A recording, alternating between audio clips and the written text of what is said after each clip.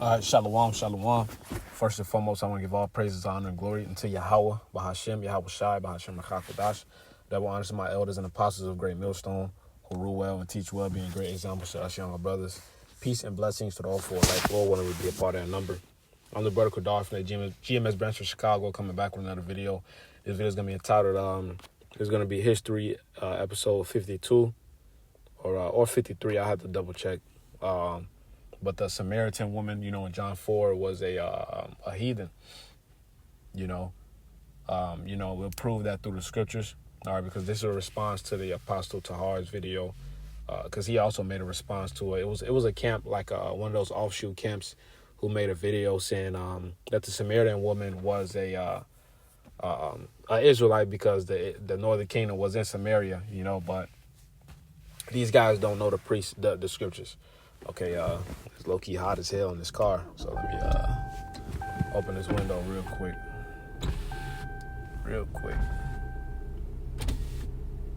All right, cool. This is John 4, and I think I'm going to read to verse 9, then I'm going to skip down to, matter of fact, I'll read all the way down to verse 22. All right, because Yahweh Shai cut her ass right then and there, But this is John 4 and 1. It says, when therefore the Lord knew how the Pharisees had heard that Yahweh Shai made and baptized more disciples than John, though Yahweh Shai himself baptized not, but his disciples, he left Judea and departed again into Galilee, and he must needs go through Samaria. Then cometh he, and that's the land in the northern kingdom. All right. Verse 5, it says, then cometh he. This is where they fall short at. This is where they don't understand. Verse 5, then cometh he to a city of Samaria, which is called Sychar, near to the parcel of ground that Jacob gave to his son Joseph. Now Jacob's well was there. Yahweh Shai, therefore being weary with his journey, sat thus on the well, and it was about the 6th hour. There cometh a woman of Samaria to draw water. Yahweh Shai said unto her, give me to drink. Give me something to drink. For his disciples were gone away unto the city to buy meat. Okay, it says, then saith the woman of Samaria unto him, how is it that thou, being a Jew, askest drink of me, which am a woman of Samaria? For the Jews have no dealings with the Samaritans. Okay, so let's keep reading. It says, Yahweh Shai answered and said unto her, if thou knowest the gift of the Most High, who is it that saith to thee, give me to drink? Thou wouldst have asked of him, and he would have given thee living water. The woman said unto him, sir, thou hast nothing to draw with, and the well is deep. From whence hast thou that living water? It says, verse 12, art thou greater than our father Jacob, which gave us the well, and drank therefore himself and his children and his cattle? So that's what, this is where those guys fucked up in our offshoot camp, because she said our father, because she thought she was an Israelite as well, like the apostle was going into, just like those converts over there believe that they're the people of the Most High, because they've grown up listening and hearkening to lies of their their forefathers, converted, into Jewish people, now they're teaching their generations and their descendants that they are the true people. So they fully believe that they're the true people, man. Now we understand some of them understand that they're not. Okay, but let's keep reading. Verse 13, Yahweh Shai answered and said unto her, whosoever drink of this water shall thirst again. Okay, so that's that physical water from that well. Verse 14, well, whoso drinketh out of the water that I shall give him shall never thirst. All right, it's talking about that living water, this wisdom, knowledge, and understanding. All right, it says, shall never thirst. But the water that I shall give him shall be in him a well of water springing up into everlasting life. That reminds me of this precept in 2nd Ezra, is it 14 and 49? There we go. This is 2nd Ezra 14 and 42. The highest gave understanding unto 5 men, and they wrote the wonderful visions of the night that were told, which they knew not. And they sat 40 days, and they wrote it in the day, and at night they ate bread. As for me, I spake in the day, and I held not my tongue by night. In 40 days they wrote 204 books. All right. And it came to pass when the 40 days were filled that the highest spake, saying, the first thou hast written, published openly, that the worthy and unworthy may read it. But keep the 70 last, that thou mayest deliver them to only such as be wise among the people. All right, it's talking about the scriptures.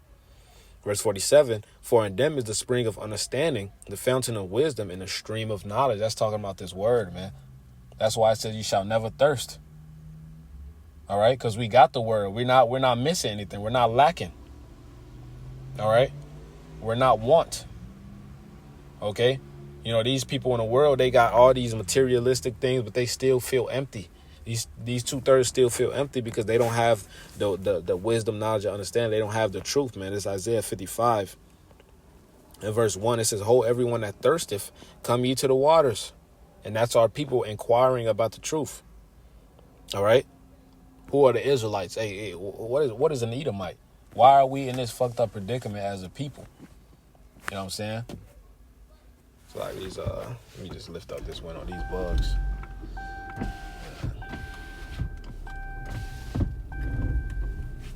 All right, so I'm gonna keep reading Salakia.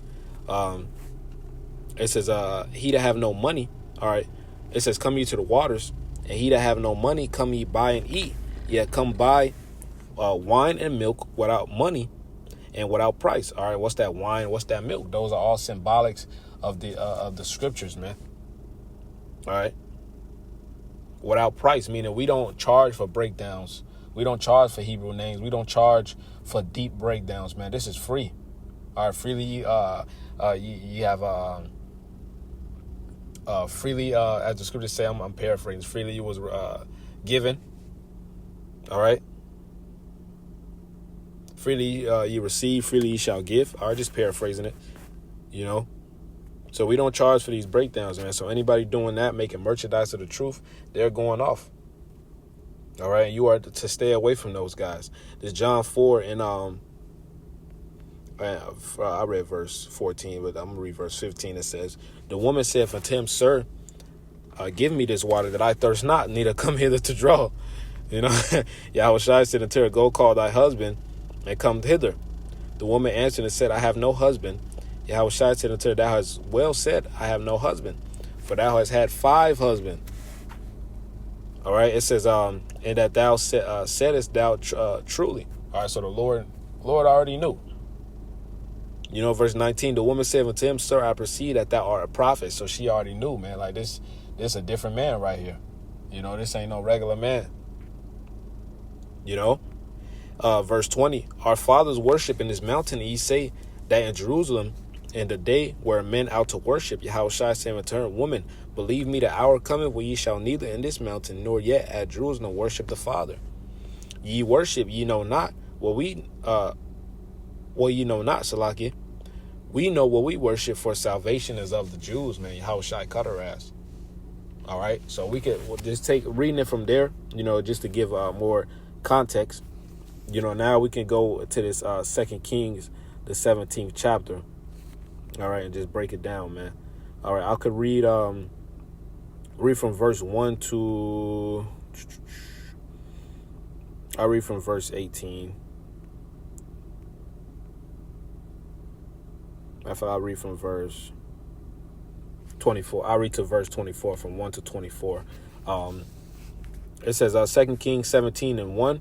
In the 12th year of Ahaz, king of Judah, began Hoshea, the son of Elah, to reign in Samaria over Israel 9 years. He did that which was evil in the sight of the Lord, but not as the kings of Israel that were before him.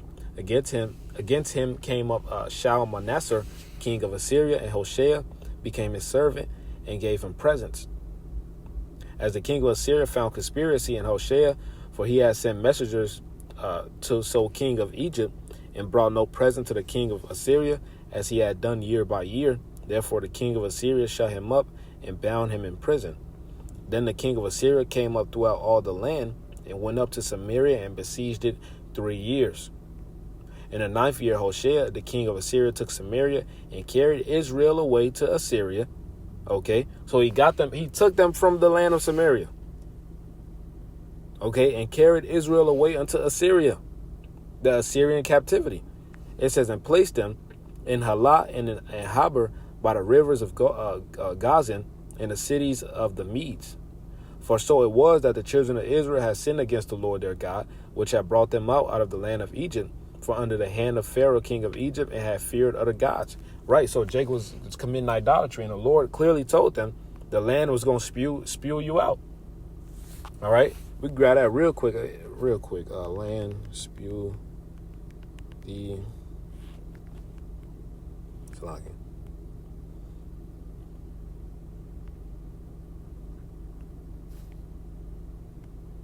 Let's see, land flocking. Damn. Yeah. This is Leviticus 18.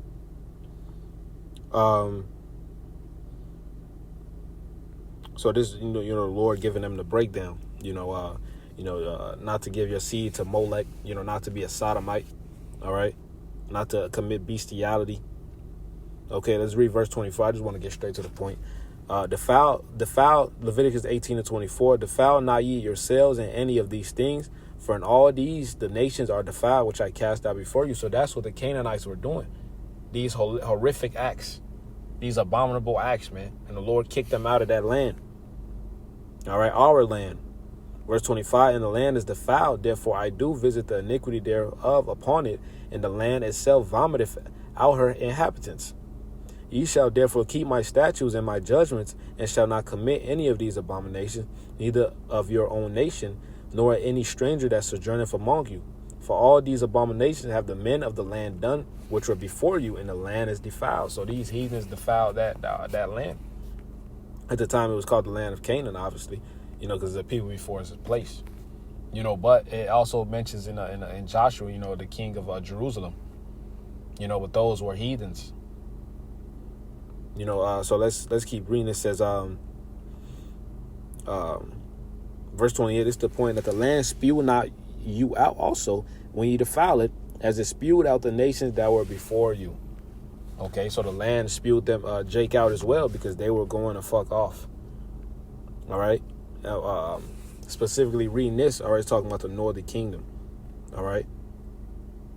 Because they didn't have no righteous kings, man. All they ass went off. Let's keep reading. Verse 8, and walked in the statutes of the heathen, whom the Lord cast out from before the children of Israel, and of the kings of Israel, which they had made. And the children of Israel did secretly those things that were not right against the Lord their power, and they built them high places in all their cities, from the tower of the watchman to the fenced city. So Jake was going off. All right, the scriptures say Ephraim is joined into idols. That could go into, scriptures manifold, Ephraim, the tribe, obviously, but the whole northern kingdom, Ever grew up around some Issacharites, man? Straight idolatry. Ever be around some Issacharites, man? Ever go to their crib, man? Idols everywhere. Northern kingdom, idols everywhere. Southern kingdom as well. But, northern kingdom, man. All right, verse 9. To like verse 10. I'm just mark it every time so I won't get lost. So like it. And they set them up images and groves in every high hill and under every green tree. So that, man, Jake was just filling the land with just idols. And they burnt incense in all the high places, as did the heathen, whom the Lord carried away before them, and wrought wicked things to provoke the Lord to anger. For they serve idols, whereof the Lord has said unto them, ye shall not do this thing. So niggas is rebellious. Niggas don't listen.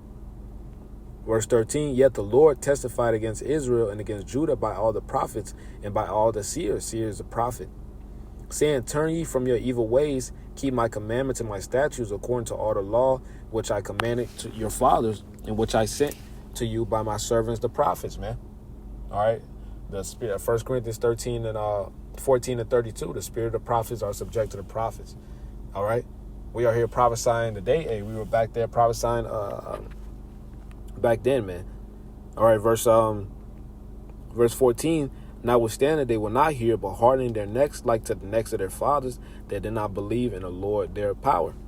Okay, and they rejected his statutes and his covenant that he had made with their fathers, and his testimonies which he testified against them, and they followed vanity and became vain, and went after the heathen that were round about them, concerning whom the Lord had charged them, that they should not do like them. Okay? So not to be like these heathens, man. Okay, verse 16, and they left all the commandments of the Lord their power, and made them molten images, even 2 calves, and made a grove, and worshiped all the host of heaven, and served by all. Niggas just wicked, man. You know? And that's why the Lord got them out of that land. That's why the Lord got them out of that land, man. Verse 17, let's keep reading. It says, and they caused their sons and their daughters to pass through the fire. All right, hey, that's human sacrifice to idols.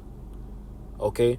And to use divination and enchantments, and sold themselves to do evil in the sight of the Lord, to provoke him to anger.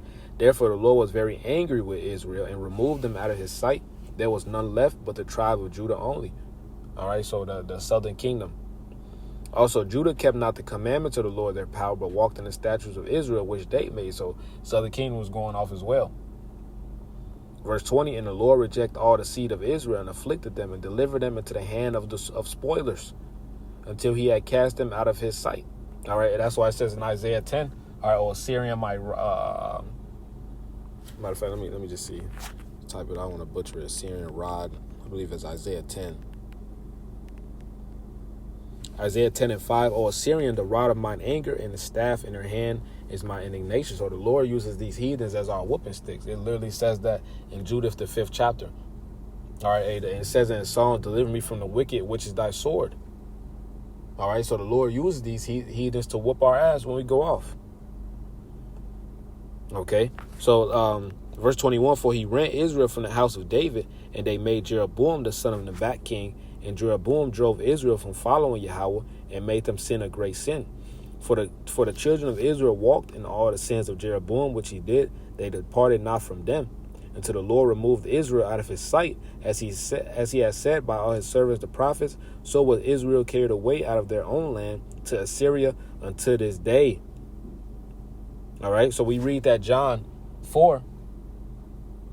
Okay, hey, northern kingdom was gone already.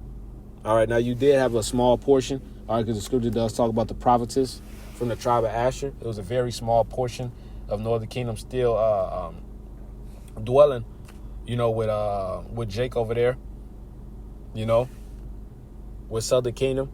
But majority of them already went after the Syrian captivity. They fled. They already went to the other side of the world. And I'm gonna grab that in 2nd Ezra, the 13th chapter. All right.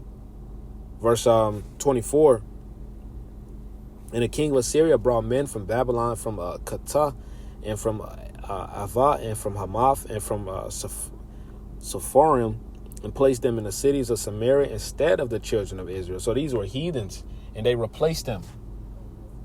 So that woman at the well, that Samaritan woman, she's one of their descendants, these heathens. And placed them in the cities of Samaria instead of the children of Israel. And they possessed Samaria and dwelt in the cities thereof. All right, let's grab that 2 Kings 17 and it's locking 17 and 24.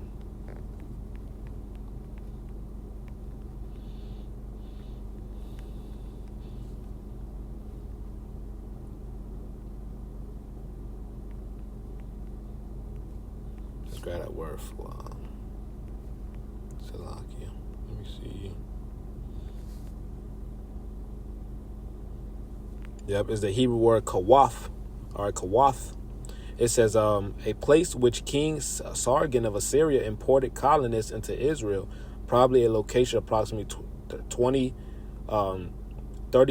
miles, 32 kilometers northeast of Babylon. So it says he imported colonists into Israel, man. These were heathens. Okay, he imported them into the land of Israel, man. That's plain and simple. Okay, it says a settler in or inhabitant of a colony. Okay, that shit a demon right there, man. But let's grab this 2nd Ezra 13. That shit Satan, man. Let's see. 1 second.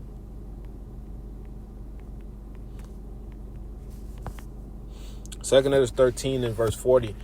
Those are the 10 tribes which were carried away prisoners out of their own land in the time of Hosea the king, who Salmanasar the king of Assyria led away captive, and he carried them over the waters, and so came they into another land. But they took this counsel among themselves that they would leave the multitude of the heathen and go forth into a further country where never mankind dwell. They're talking about the other side of the world, man. Okay. It says that they might dwell, that they might dare keep their statutes which they never kept in their own land. That verse 43, and they entered into Euphrates by the narrow passages of the river. For the Most High then showed signs for them and held still the flood till they were passed over. All right, it says in Chronicles that Issachar would be able to look at the stars and able to read the heavens, man. You know, Jake was already navigating. You know, Solomon had his fleet. You know, come over to the what they call the Western Hemisphere. Okay. And that's where the northern kingdom went to, man. You know, that's why they talk about the lost tribes of Israel. You know, hey, without that, that's why you need the Apocrypha, man. The Bible is incomplete without the Apocrypha. All right, but it's prophecy, all right, because the Apocrypha means hidden. It means hidden. All right, but this is why the scriptures are important, man. All right, verse 45, for though through the country there was a great way to go, namely of a year and a half, in the same region is called Arsareth. Then dwelt they there until the latter time, and now when they shall begin to come. All right, let me see something real quick.